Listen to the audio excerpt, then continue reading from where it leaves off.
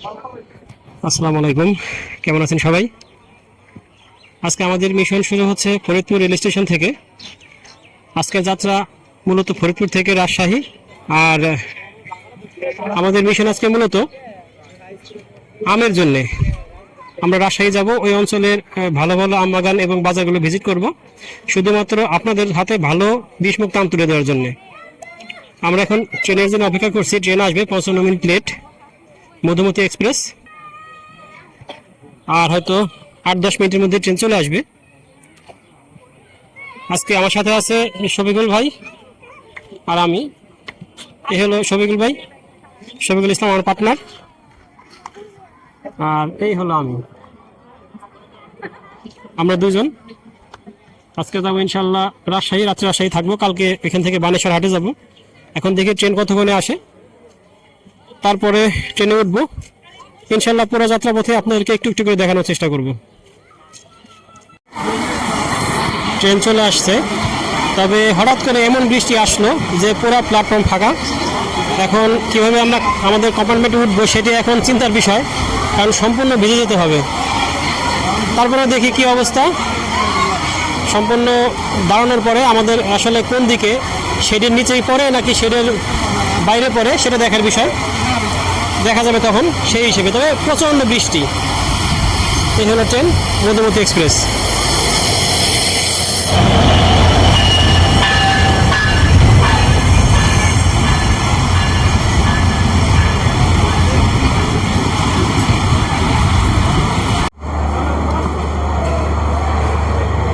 আমরা এখন আছি ঈশ্বরদী। আসলে অনেক দেরি হয়ে গেল আমাদের। এখানে লিচু বিক্রি করতেছে, ঈশ্বরদীর লিচু দামাদামি করতেছে লোকজন।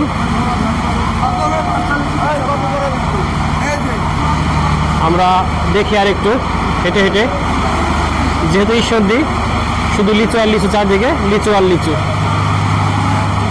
আর কোনো কিছু নাই। রাজশাহী গেলে দেখতে পারবো হয়তো আম, আর এখানে শুধু লিচু। এখন এখান থেকে যাত্রী যারা আছে তারাই সবাই লিচু কিনছে, যেহেতু ঈশ্বরদী লিচুর জন্য বিখ্যাত বাংলাদেশে। আমি এখন আসছি ঈশ্বরদী স্টেশনের এই ওভারব্রিজের উপরে। এ হলো ট্রেনটা উপর থেকে। রাত্রেবেলা তো দেখা যায় না, অন্ধকার। যেহেতু ঈশ্বরদী একটা বড় স্টেশন, জংশন, অনেক বড় জংশন। দিনের আলোতে হলে হয়তো আরো সুন্দর লাগতো। ট্রেন ঈশ্বরদী থেকে আবার যাত্রা শুরু করছে। এখন একটানা চলে যাবে, 1 ঘন্টা লাগবে, তারপরে রাজশাহী। ইনশাল্লাহ রাজশাহী পৌঁছে দেখি কোথাও হোটেল রুম পাই কিনা, কারণ অনেক রাত হয়ে যাবে। এত রাত্রে হোটেলে যাওয়াটা একটা সমস্যা, খুঁজে পাওয়া কষ্ট। খাবার দাবার কোথাও পাবো জানি না। যাই হোক, আল্লাহ কি ভাগ্যে রাখছে জানি না। দেখি এখন সর্বশেষ রাজশাহী গিয়ে কী আছে কপালে।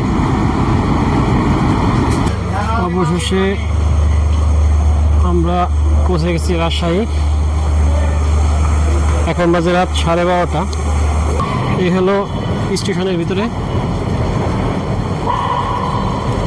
বের হবো এখন, অটো ঠিক করব, তারপরে যাব দেখি রাজশাহী নিউ মার্কেটের দিকে। ওইখানে গিয়ে একটা হোটেল নিব। যদিও এখানে একটা হোটেল আছে, হোটেল রেড স্টোন প্যালেস, কিন্তু আসলে এখানে যে শব্দ, এত শব্দের মধ্যে ঘুমানো অসম্ভব, তাই এখানে থাকবো না। ঠিক আছে, কত মানুষ আসছে, সবাই এই ট্রেনে উঠবে। রাত্রে হয়তো ট্রেন আছে।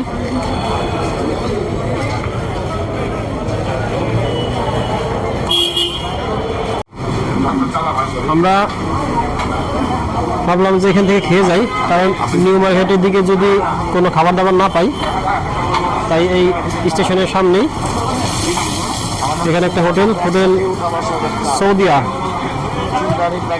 এখান থেকে খাবো গরুর কলিজা আর হলো গরুর লাল ভুনা। আর এখানে ছিল নলি, কিন্তু সেটা শেষ, আমরা এখন খেতে পারবো না। হোটেলটা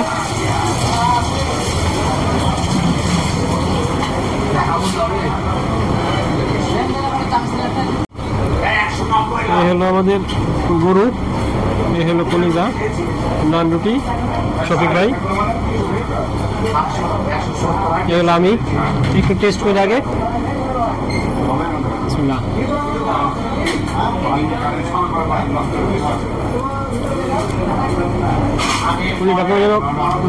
ধোয়ার একটা গন্ধ আছে,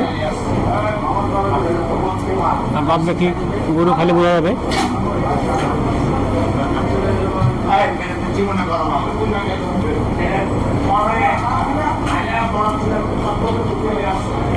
কিন্তু ঠিক আছে, এটা একটু কেমন জানো। রাত্রের খাবার দাবার শেষ, এখন যাচ্ছি নিউ মার্কেটের দিকে। ওইখানে গিয়ে একটা হোটেলে উঠবো। এ হলো রাত্রের রাজশাহী, সুন্দর ঝাঁকবতিগুলো জ্বলে আছে, তবে আলোটা কম। শুভ সকাল।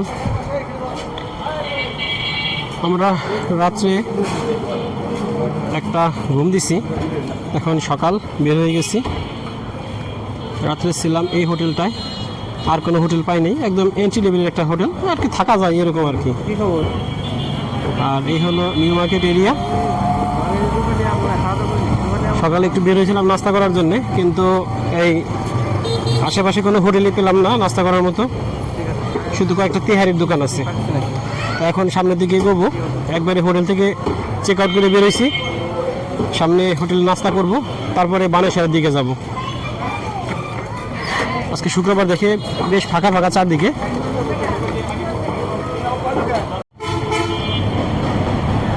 আমরা কিছুক্ষণ খোঁজাখুঁজি করলাম, এই মোড়টার মধ্যে কোনো হোটেল নাই। এখন আমরা বানেশ্বরের দিকে যাব, সামনের দিকে কোনো হোটেল পেলে সেখান থেকে খাবো। আর একজন বললো যে এখান থেকে বানেশ্বরের গাড়ি নাই, বানেশ্বরের গাড়ি পাবো আমরা এই ভদ্রা থেকে। এখান থেকে আমরা অটোতে করে এখানে যাব, এখান থেকে তারপরে বানেশ্বরের গাড়িতে উঠবো। আসলে চিনি না জানি না তো, যার জন্য একটু সমস্যা হচ্ছে।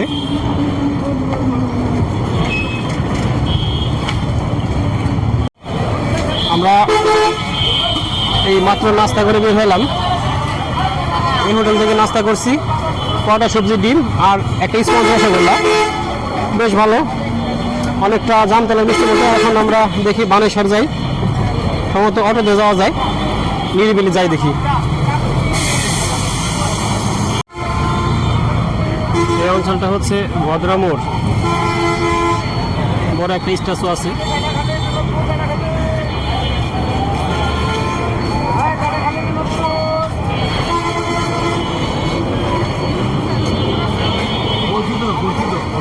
এ হলো রাজশাহী শহরের একটা সাইড, বেশ সাজানো গোছানো, সুন্দর পরিষ্কার পরিচ্ছন্ন। বাংলাদেশের অন্যান্য শহরের মতো অতটা এলোমেলো না। সবাই বলে রাজশাহী শহর অনেক পরিষ্কার পরিচ্ছন্ন শহর, আসলেই তাই।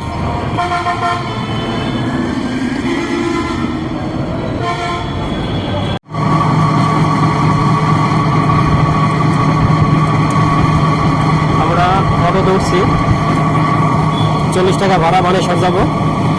অটো চলা শুরু করছে, যেতে হয়তো 35-40 মিনিট লাগতে পারে। এটা হলো রাজশাহী বিশ্ববিদ্যালয় গেট। আমরা যাচ্ছি সোজা একদম দিকে দিয়ে, পরিষ্কার পরিচ্ছন্ন শহর, মাঝখান দিয়ে। রাত্রেবেলা যখন এই লাইটগুলো জ্বলে তখন আরও বেশি সুন্দর লাগে। আমরা অবশ্যই চলে আসছি বানেশ্বর বাজারে। এখানে চাষিরা ভ্যানে করে আম নিয়ে আসছে, সামনে আছে। এই সব জায়গায় শুধু আমার আম, রাস্তাঘাট, দোকানে, সব জায়গায় এখানে জাম বিক্রি হচ্ছে রাস্তার উপরে। এরা সবাই নিয়ে আসছে, চারদিকে শুধু আমার আম। এভাবে ধরে এই সরাসরি চাষিরা আম নিয়ে আসছে। এইখানে আম সবাই গাছ থেকে পেরে ভ্যানে করে নিয়ে আসে, তারপরে বিক্রি হয়।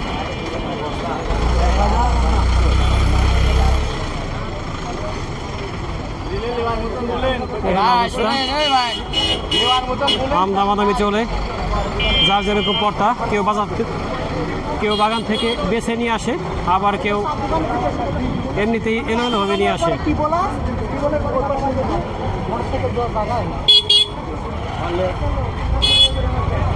আমরা একটু পরিস্থিতি বুঝি, তারপরে দেখি কেনা যায় কিনা, আর কিনলেও কীভাবে পাঠানো যায় সেটা আগে চিন্তা করতে হবে, তারপরে কিনতে হবে। কারণ শুধু কিনলেই হবে না, ফরিদপুরে পাঠানোর মতো ব্যবস্থা থাকতে হবে।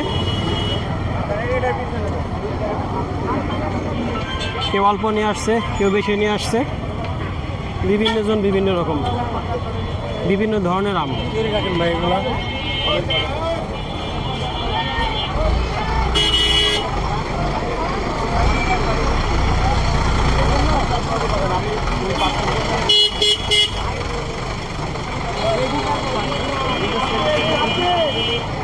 আমরা শুধু হাঁটছি আর হাঁটছি, কিন্তু এই বাজার শেষ হয় না।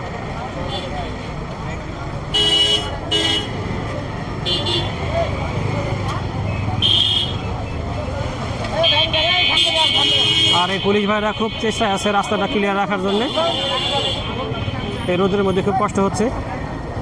আর সকালে যেরকম আকাশ মেঘলা ছিল, এখন এরকম মেঘলা নাই, এখন রোদ উঠছে, বেশ গরম।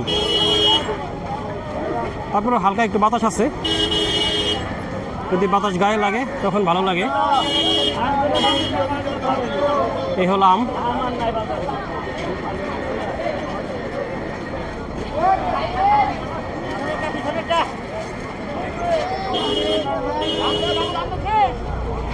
এগুলো সব গাছ পাকা আম। কাঁচাই আছে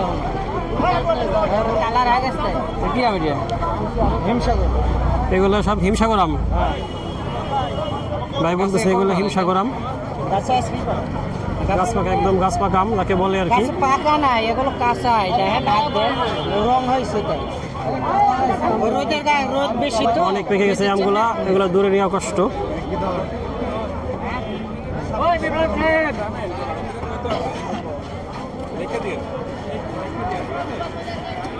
আমরা একটু আরেকটু সামনের দিকে যাই, দেখি পরিস্থিতি।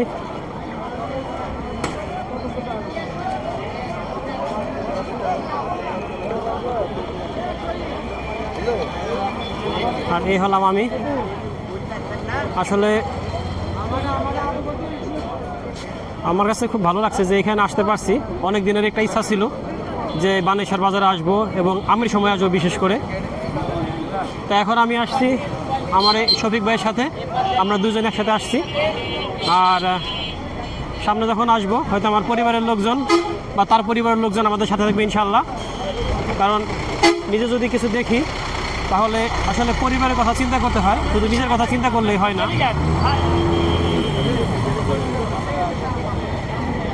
তবে এখন বাজারে দেখছি আমরা যে এই রত্না আমটা বেশি, রূপালী আমটা বেশি, হিমসাগরের পরিমাণটা অনেক কম।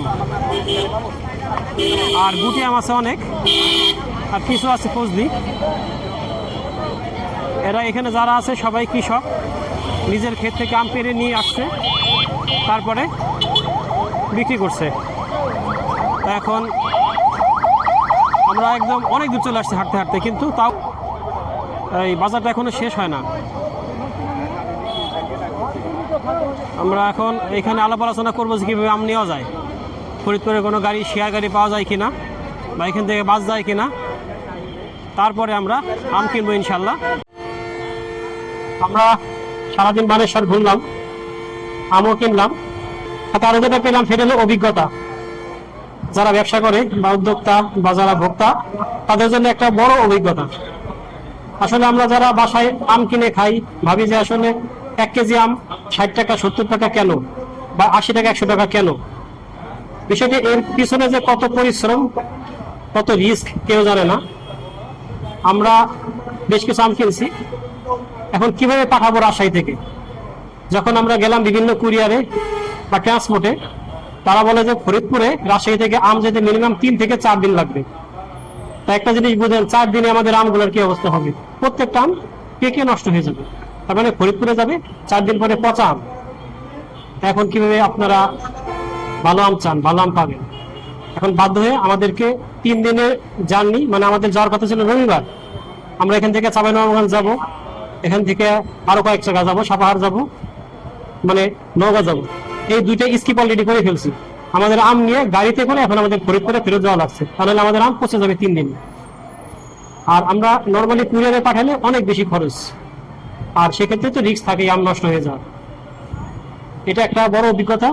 এই অভিজ্ঞতা নিয়ে এখন ফেরত যাচ্ছি, 3 দিনের জার্নি মাত্র 1 দিনে শেষ করে। আর যেহেতু আসছি, একটু অভিজ্ঞতা হলো, বুঝলাম, শিখলাম, জানলাম। পরবর্তীতে যারা এই ধরনের কাজ করতে চান তারা একটু মাথায় রাখবেন যে কুরিয়ারের মাধ্যমে কোনো ব্যবসা সম্ভব না।